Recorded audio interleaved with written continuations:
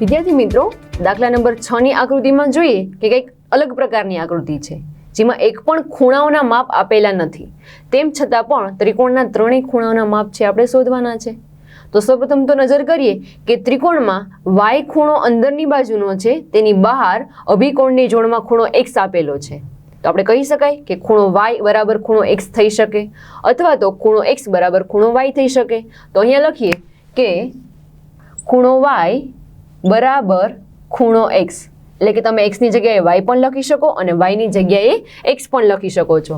કારણ દર્શાવીએ કે ખૂણો y અને ખૂણો x એ અભિકોણના જોડ છે, તેથી બંનેના માપ સરખા હોય છે. હવે ત્રિકોણના ત્રણેય ખૂણાઓનો સરવાળો 180 અંશ થાય છે. આ સૂત્રનો ઉપયોગ કરીને આપણે x અને y નું મૂલ્ય શોધીએ.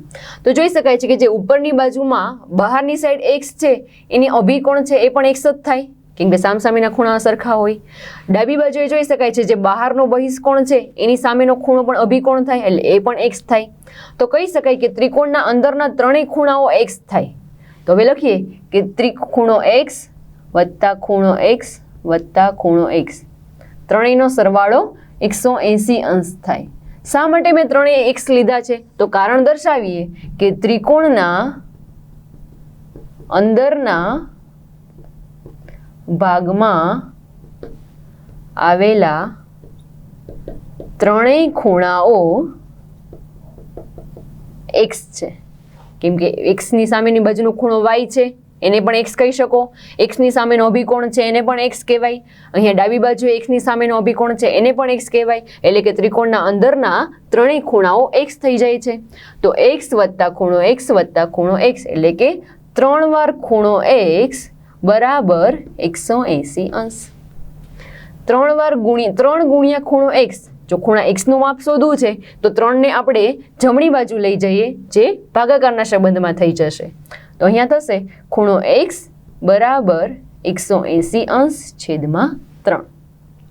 180 ભાગ્યા 3 એટલે કે 60, 3 180, તેથી ખૂણો x બરાબર થશે 60 અંશ. રકમ એવી છે કે ખૂણો x અને y બંનેનું મૂલ્ય શોધો.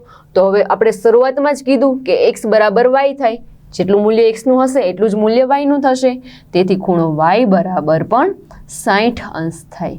કારણ દર્શાવીએ, કારણ કે ખૂણો x અને ખૂણો y છે એ બંને સરખા છે.